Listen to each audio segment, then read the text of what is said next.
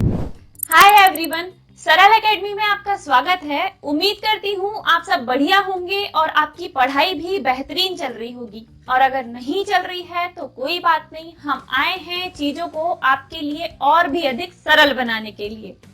तो वापस आते हैं टॉपिक पर।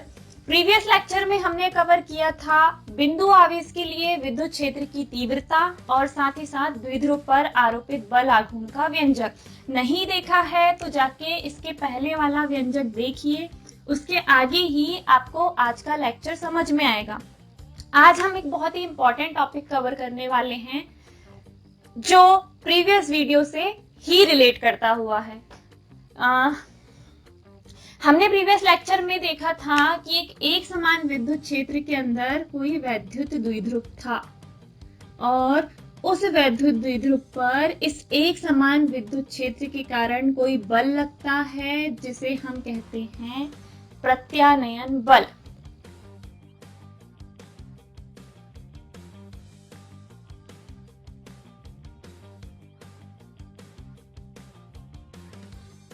वापस आते हैं आज के क्वेश्चन पर। आज का आपका क्वेश्चन है कि उस द्विध्रुव की स्थितिज ऊर्जा क्या होती है और इस स्थितिज ऊर्जा के लिए आपको डेरिवेशन निकालना है। क्वेश्चन को एक बार फिर से सुनिए।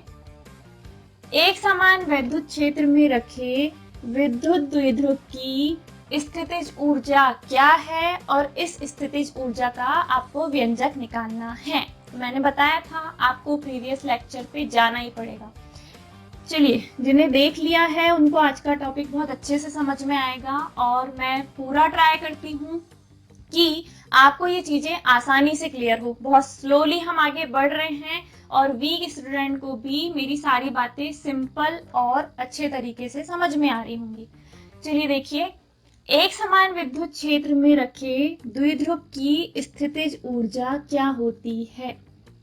आपको मानना है, हमने बोला ये है एक समान विद्युत क्षेत्र जिसके अंदर कोई वैद्युत द्विध्रुव इस स्थिति में रखा हुआ है। तो क्या ये पहले से ही इस कंडीशन में रहा होगा? तो नहीं। आप मान लीजिए पहले द्विध्रुव इस स्थिति में रहा होगा, मतलब ऊर्ध्वाधर कंडीशन, और इस स्थिति से ये घूमा और घूमकर कुछ इस कंडीशन में आ गया। तब स्थितिज ऊर्जा की यहाँ परिभाषा बोलती है कि विद्युत द्विध्रुव ऐसा एक द्विध्रुव जिस पर दो आवेश होते हैं जिनकी प्रकृति बराबर और विपरीत होती है, वैद्युत द्विध्रुव कहलाता है। यहाँ पे ए भी एक विद्युत द्विध्रुव है। ये पहले जिस कंडीशन में था उसे बोला जाता है द्विध्रुव की मानक स्थिति, और अभी जिस कंडीशन में है उसे बोला जाता है द्विध्रुव की वर्तमान स्थिति। तब इसकी डेफिनेशन होगी किसकी? स्थितिज ऊर्जा की। स्थितिज ऊर्जा की डेफिनेशन बोलती है कि विद्युत द्विध्रुव को उसकी मानक स्थिति से घुमाइए और घुमाकर उसकी वर्तमान स्थिति तक लेकर आइए। तब यहाँ से यहाँ तक घुमाने में जो भी कार्य किया गया होगा वही कार्य उस द्विध्रुव की स्थितिज ऊर्जा के रूप में संचित रहता है। इजी है, आसान है डेफिनेशन। बस आपको थोड़ा सा अपने दिमाग को इमेजिनरी बनाना है कि द्विध्रुव ऐसा ना होकर ऐसा रहा होगा पहले, फिर वो घूमकर इतना आया और हमने बल आघूर्ण में इसको और घुमाया था और अक्ष के समानांतर लेकर आए थे कुछ इस कंडीशन में, है ना। आज भी घुमाएंगे बट अभी नहीं। अभी आपकी डेफिनेशन के अकॉर्डिंग आपको समझाना है कि मानक स्थिति से घुमाइए किसको? द्विध्रुव को, और वर्तमान स्थिति तक लेकर आइए। यहाँ तक लाने में जो भी कार्य किया गया वही होगा स्थितिज ऊर्जा। कार्य को दर्शाते हैं W से और स्थितिज ऊर्जा को U से। तब किया गया कार्य W U के बराबर होगा। आपको आज U का फॉर्मूला निकालना है। यहाँ तक समझ में आया? अच्छे से नहीं आया तो वीडियो को एक बार और बैक में लेके जाना और समझना हमें इस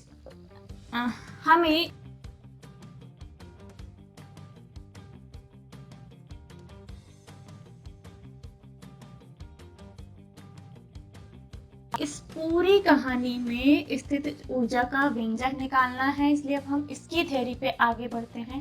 अब आपकी साइड हेडिंग होगी वैद्युत द्विध्रुव की स्थितिज ऊर्जा का व्यंजक। अब हम बढ़ रहे हैं डेरिवेशन की तरफ। हमारे पास एक समान विद्युत क्षेत्र है E। इस विद्युत क्षेत्र के अंदर एक द्विध्रुव रखा हुआ है AB, जिस पर आवेश है -Q और +Q कूलाम, और यह क्षेत्र E के साथ कौन सा कोण बनाता है? थीटा कोण बनाता है। ठीक है, थीटा कोण बनाता है। साथ ही साथ इस द्विध्रुव की लंबाई यानी कि A से B तक की दूरी है कितनी? 2a metre. समझ में आ रहा है कि दिमाग के ऊपर से जा रहा है? आई होप समझ में आ रहा है। चलिए, AB विद्युत द्विध्रुव है जिस पर आवेश -Q और +Q कूलाम है। द्विध्रुव की लंबाई है 2l और ये क्षेत्र E के साथ थीटा कोण बना रहा है। हम जानते हैं कि इस पूरे के पूरे क्षेत्र के कारण द्विध्रुव के दोनों सिरों पर लगता है बल। कौन सा बल? जो कि चाहता है कि ये द्विध्रुव घूमे और घूमकर नीचे से ऊपर, ऊपर से नीचे आए।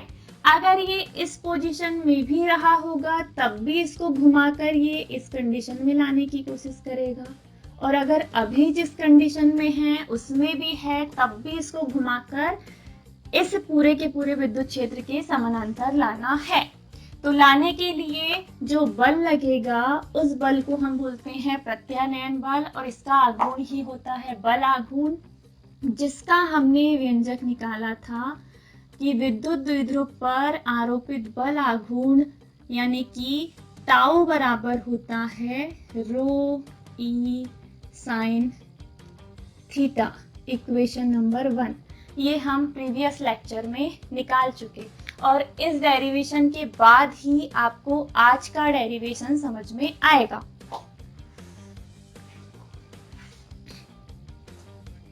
अब चूंकि हमें इस द्विध्रुव को घुमाने में किया गया कार्य निकालना है, इसीलिए हम मानते हैं कि पहले द्विध्रुव इस स्थिति में रहा होगा, यानी कि क्षेत्र के साथ कौन सा कोण बना रहा होगा? 90 डिग्री। दिख रहा है ना? ऊर्ध्वाधर कंडीशन मतलब कितने का एंगल बन रहा है? 90 का एंगल बन रहा है। और मानक से वर्तमान तक लाना है तो आप ये मानिए कि 90 डिग्री से घुमा रहे हो, कहाँ तक लाने के लिए? थीटा डिग्री तक लाने के लिए। ये बात थोड़ी सी मतलब ट्रिकी है, आपको ये समझने में थोड़ी सी परेशानी होगी। आपको यहाँ ध्यान से देखना है। ये है क्षैतिज कंडीशन, मतलब क्षेत्र ऐसा है, और जो मानक स्थिति है द्विध्रुव की वो है ऊर्ध्वाधर कंडीशन। अगर द्विध्रुव पहले इस स्थिति में रहा होगा तो ये क्षेत्र के साथ कौन सा कोण बना रहा होगा? 90 का। और अगर हम इसको पूरा घुमाकर लेकर आए इतना, तो कितना घुमाएंगे? थीटा। यहाँ से यहाँ तक घुमाने में किया गया कुल कार्य पता करने के लिए हमें करना पड़ेगा समाकलन, लेकिन उसके पहले एक साथ पूरा कार्य निकालना पॉसिबल नहीं होता, हम टुकड़ों में कार्य निकालते हैं। कहने का मतलब ये है कि पहले आप थोड़ा सा यहाँ से यहाँ तक घुमाइए, मानक स्थिति से वर्तमान स्थिति तक आप मान लीजिए यहाँ से यहाँ तक कितना घुमा रहे हैं, तो मान लीजिए डी थीटा घुमा रहे हैं। ये जो छोटा सा एंगल है यहाँ का, ये मानिएगा कितना है? D theta. इस स्थिति में जब आप यहाँ से यहाँ तक घुमाने में किया गया कार्य निकालेंगे तो वो कार्य होगा सूक्ष्म कार्य, और सूक्ष्म कार्य बराबर होता है सूत्र बल आघूर्ण गुणित कोणीय विस्थापन। ये फॉर्मूला आपको याद करना पड़ेगा। ठीक है, चलिए सूक्ष्म कार्य को दर्शाते हैं W से, जो कि सूक्ष्म यानी कि कम वर्ड आया है तो DW। बल आघूर्ण है टाउ, और छोटा एंगल जो अभी आप घुमाए हो तो कितना घुमाए हो, कितना विस्थापन किए, तो D थीटा। क्या हम इक्वेशन 1 से टाउ का मान रख सकते हैं? बिल्कुल। इक्वेशन नंबर 1 से आप टाउ का मान रखिए, तो dw बराबर होगा, टाउ की वैल्यू है रो ई साइन थीटा, इंटू में है यहाँ पे d थीटा। अब ये जो आया है ये है इक्वेशन नंबर 2, जिसमें हमें सूक्ष्म कार्य मिला है। लेकिन क्या हमें सूक्ष्म कार्य पता करना है? नहीं, हमें करना है कुल कार्य पता। और कुल कार्य निकालने के लिए हम इस पूरे के पूरे इक्वेशन का करेंगे समाकलन। सीमाएं होंगी समाकलन की, मानक स्थिति मतलब 90 अंश की पोजीशन, और वर्तमान स्थिति मतलब थीटा डिग्री। मानक स्थिति से घुमाना था, वर्तमान स्थिति था, यानी कि 90 डिग्री से थीटा डिग्री तक। क्या निकालना है? कुल कार्य। और कुल कार्य ज्ञात करने के लिए समीकरण 2 को क्या करते हैं? समाकलित करते हैं।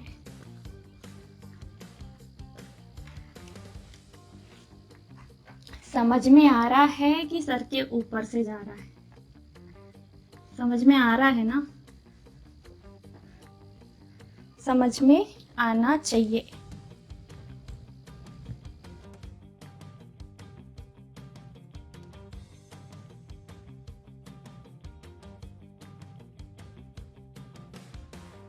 आई होप यहाँ तक आपको सारी चीजें क्लियर हुई हैं, और अगर नहीं तो लेक्चर को फिर से पॉज करो और थोड़ी देर पीछे जाके जितना भी मैंने पीछे पढ़ाया है ना उसको एक बार और रिपीट करो। अब बढ़ते हैं आगे। आगे बढ़ने से पहले मैं कुछ बातें आपसे करना चाहती हूँ, वो ये कि कुछ बच्चे बहुत प्यारे प्यारे कमेंट्स करते हैं, और उन कमेंट्स को दिल से मैं पढ़ती भी हूँ और उन पे रिस्पॉन्ड भी करती हूँ। तो आई होप कि सारे बच्चे जो देख रहे हैं अब वो सभी कमेंट करेंगे, हमें बताएंगे कि हमारे पढ़ाने का तरीका आपको कैसा लग रहा है। अगर कुछ टफ लग रहा है या कोई बात आपको समझ में नहीं आ रही तो वो भी हमें बताइए, हम उसमें सुधार करने की कोशिश करेंगे। अरे यार, आप बताओगे नहीं तो हमें पता कैसे चलेगा कि चल क्या रहा है ना? आप बताओगे नहीं तो मुझे समझ कैसे आएगा कि आपको कितनी चीजें क्लियर हो रही हैं और कितनी चीजें सर के ऊपर से जा रही हैं। यहाँ तक समझ में आया? क्या पढ़ा हमने? स्थितिज ऊर्जा, उसकी डेफिनेशन, फिर उसके बाद पुराना रिवाइज किया बल आघूर्ण। बल आघूर्ण से ही हम निकालेंगे विद्युत द्विध्रुव की स्थितिज ऊर्जा का डेरिवेशन। अभी तक हम पहुंचे हैं यहाँ तक, और यहाँ तक पहुंचने के लिए हमने बोला द्विध्रुव पर आरोपित बल होता है क्या? मैं लिखना भूल गई, आप बताना भूल गए। दोनों तरफ जो बल लगता है वो है QE, इधर से भी जो बल लगेगा वो है QE, और दोनों बलों के बीच की जो लंबवत दूरी होती है वो होती है, हमने प्रीवियस वीडियो में पढ़ाया है, कितनी होती है बेटा? यहाँ से लेके यहाँ तक, इस बिंदु का नाम हमने दिया था C। हालांकि आज हमें इसकी जरूरत नहीं है, आज हम लंबवत दूरी लेंगे भी नहीं, तो कोई बात नहीं, अगर हम भूल भी गए हैं तो इतना चलता है।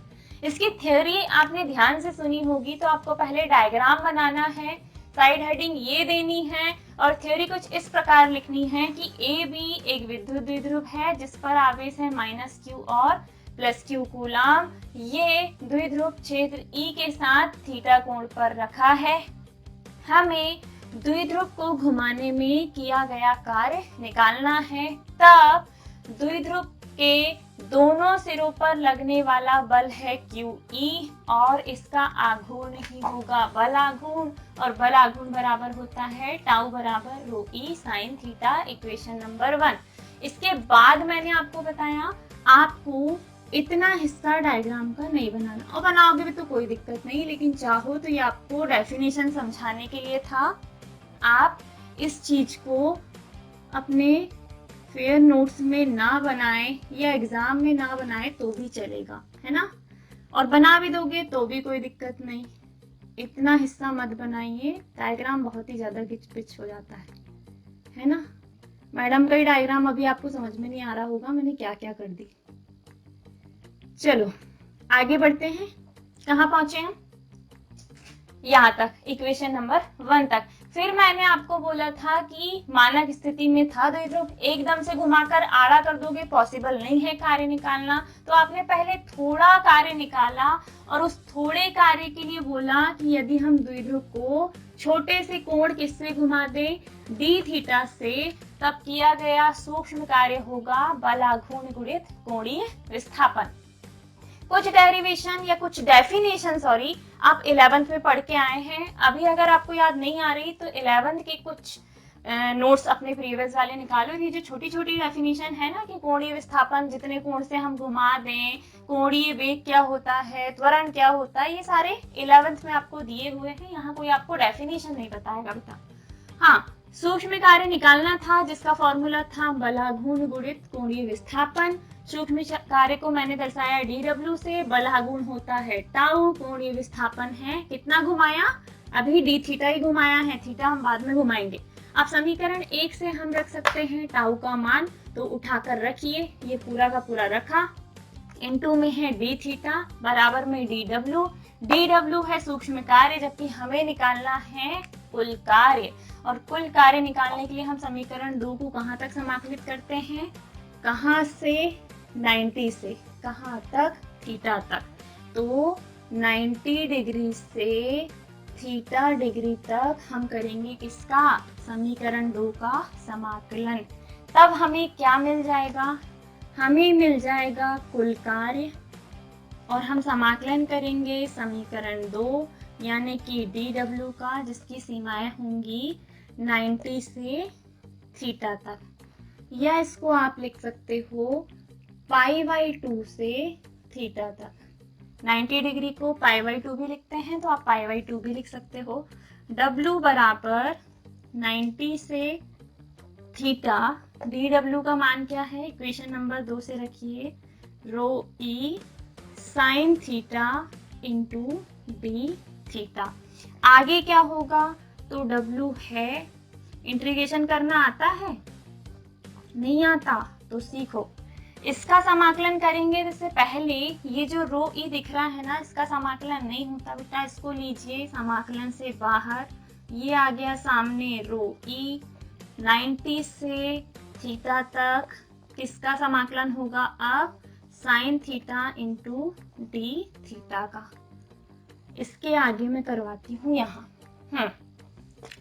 निकाल रहे हैं हम अभी कुल कार्य, रो ई आ गया सामने, sine theta into D theta को जब हम समाकलित करते हैं तो सॉल्व होने पर आता है माइनस कॉस थीटा। ये आपको याद करना पड़ेगा, sine theta into D theta का इंटीग्रेशन होता है माइनस कॉस थीटा, सीमाएं वही 90 से थीटा तक। अब जब हम समाकलन का चिन्ह हटाएंगे और बड़ा कोष्टक लगाएंगे तो ये कुछ इस प्रकार आएगा, minus cos theta bracket close, सीमाएं वही 90 से थीटा तक। ठीक है, चलो मेरा थीटा थोड़ा सा ना अजीब ही बनता है। हाँ, अब ये है आधार, इसको आधार मानकर हम ऊपर वाले में से नीचे वाले को घटाएंगे। घटाओ, थोड़ा सा बोर मारता है ये क्वेश्चन, मुझे नहीं मारता, आप लोगों को, कोई बात नहीं, समझना तो पड़ेगा, पढ़ाई है बेटा, करनी पड़ेगी, बिना पढ़े आप पास नहीं होने वाले। हाँ, माइनस कॉस थीटा है, ऊपर वाला जो है वो है थीटा, तो थीटा का थीटा ही रहेगा, ऊपर में से नीचे को घटाना है तो घटाने के लिए माइनस, ब्रैकेट लगाओ, फिर वही माइनस कॉस थीटा। अब थीटा की जगह नीचे क्या है 90, तो 90 लिखो और ब्रैकेट क्लोज हो गया। अब इसके आगे क्या होगा, तो W जैसे का तैसा, रो ई भी जैसे का तैसा, आगे माइनस कॉस थीटा भी जैसे का तैसा, माइनस और माइनस हो जाएगा प्लस, और प्लस का हो जाएगा कॉस 90 ब्रैकेट क्लोज। इसके आगे मैडम कहाँ करवाए, तो मुझे ऊपर वाला मिटाना पड़ेगा, है ना, मिटा दूँ, इतना मुझे मिटाना ही पड़ेगा वरना इसके आगे का डेरिवेशन हम सॉल्व नहीं कर पाएंगे। अरे मैंने मिटाते हुए ब्रेक दिया है, तब तक आप नोट्स बना लो यार, नोट्स बना लो, रिवाइज कर लो, और चाहो तो कमेंट भी कर सकते हो। इतना बोरिंग पढ़ा रही हूँ क्या मैं? आज ना मेरे को ना थोड़ा सा गुस्सा आ रहा है वीडियो बनाते टाइम। एक्चुअली मेरा मन नहीं था, बट आपके कमेंट्स हैं ऐसे कि मैडम बनाओ, कंटिन्यू वीडियो बनाओ, मुझे बनाना पड़ रहा है, मूड आज मैडम का ठीक नहीं है, लेकिन फिर भी बना रही हूँ। तो अप्रिशिएट करो मेरे काम को और अच्छे अच्छे वाले कमेंट करो ताकि मेरा मूड थोड़ा सा ठीक हो जाए। इसके आगे बढ़ते हैं। डब्लू तो डब्लू है, डब्लू डब्लू ही रहेगा ना। कौन सा? गोलमाल मूवी वाला? अरे गोलमाल में नहीं था। आगे क्या है? रो ई माइनस कॉस थीटा जैसे का तैसा प्लस कॉस 90 का मान कितना होता है? इधर से 0 उधर से 1, तो कॉस 90 का मान होता है 0। सिर्फ क्या बचेगा अब बेटा? W बराबर रो ई, ब्रैकेट में बचेगा सिर्फ माइनस कॉस थीटा। क्या हम इसको इसके साथ लिख सकते हैं? बिल्कुल। W बराबर माइनस का रो ई कॉस थीटा, चूंकि क्या किया गया, इसको मैं बंद कर दे रही यहाँ से। हाँ, किया गया कार्य यानी कि W बराबर है किसके? स्थितिज ऊर्जा के, यानी कि U के। तब ये जो W दिख रहा है वो बन जाएगा, अब मैं इसके ऊपर पहुंच गई। हाँ, W दिख रहा है वो बन जाएगा U और बराबर हो जाएगा किसके? Minus rho E cos theta के, और यही स्थितिज ऊर्जा का व्यंजक है। यही व्यंजक है। पूरा नहीं, पूरा आप लोग लिखना, कुछ चीजें आपके लिए भी छोड़ देती हूँ मैं। सब कुछ मैं लिख के दे दूंगी तो आप लोग क्या करोगे? ठीक है, वापस आते हैं।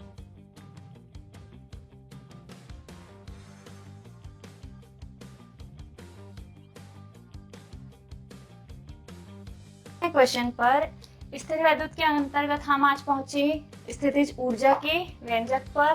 आगे हम पढ़ेंगे बेटा द्विध्रुव की अक्षीय निरक्षीय स्थिति, जिसका आप शायद बेसब्री से इंतजार कर रहे होंगे।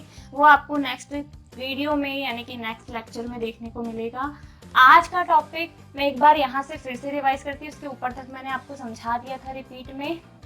चूंकि हमें द्विध्रुव को घुमाने में किया गया कुल कार्य निकालना है, और वही कार्य क्या होगा? स्थितिज ऊर्जा। तो कार्य निकालने के लिए द्विध्रुव इस स्थिति में था, यानी कि 90 डिग्री घुमाकर कितना लेके आए हो? थीटा। तो 90 से थीटा तक हम इक्वेशन नंबर जो आपका 2 था उसको क्या कर रहे हैं? समाकलित। समाकलन की सीमाएं है 90 से थीटा, निकाल रहे हैं कुल कार्य और समाकलन कर रहे हैं सूक्ष्म कार्य का। सूक्ष्म कार्य का सूत्र आपका ये निकल के आया था। इसमें जिसका समाकलन नहीं होता उसको सामने लिखा, बचा हुआ समाकलन के अंदर ये जो पूरा का पूरा है इसका फॉर्मूला होगा sine theta into D theta बराबर होता है माइनस कॉस थीटा। अब इसको समाकलन के निशान को हटाओ, ब्रैकेट लगाओ, सीमाएं वही 90 से थीटा तक, तो 90 से थीटा तक माइनस कॉस थीटा आधार है, जिसको आधार मानकर आप ऊपर वाले में से नीचे वाले को घटाओगे। ये जैसे का तैसा लिखा, ऊपर थीटा था तो थीटा, घटाने के लिए माइनस, फिर ये जैसे का तैसा लिखा चिन्ह के साथ, नीचे थीटा की जगह 90 है तो 90, माइनस और माइनस हो गया प्लस, cos 90, cos 90 का मान कितना होता है? 0। तो यहाँ बचेगा क्या? माइनस कॉस थीटा, बाकी जैसे का तैसा। हमने इस पूरे को साथ में लिख दिया, माइनस को ला लिया सामने, रो ई है इसके बाद, इनटू में है कॉस थीटा। ये जो आया है ये क्या है? कुल कार्य, और किया गया कुल कार्य यानी कि W ही क्या है? स्थितिज ऊर्जा। डेफिनेशन ने हमको यही बोला था कि मानक स्थिति से वर्तमान स्थिति तक घुमाने में किया गया कुल कार्य ही क्या है? स्थितिज ऊर्जा। तो जो कार्य है उसको ऊर्जा बना दो, डेरिवेशन एज इट इज लिख दो। यही द्विध्रुव की स्थितिज ऊर्जा का व्यंजक है। कितने लोगों को समझ में आया? प्लीज आज कमेंट करके बताना। जितना हो सके सरल तरीके से इस क्वेश्चन को मैंने आप तक पहुंचाने की कोशिश की है। उम्मीद करती हूँ, आई होप आपको ये टॉपिक समझ में आया होगा। आपको अगर हमारा काम पसंद आ रहा है तो प्लीज वीडियो को लाइक कीजिए, शेयर कीजिए अपने दोस्तों के साथ, अपने स्कूल फ्रेंड्स के साथ, और जितना ज़्यादा से ज़्यादा कर सकते हो शेयर करो, हम कंटिन्यू वीडियो आपको देने की कोशिश करेंगे। दूसरा, आप हमें फाइनेंशियली भी हेल्प कर सकते हैं ताकि हम लेक्चर्स को और ज़्यादा अपडेट करें। इसी उम्मीद के साथ बाय बाय, टेक केयर।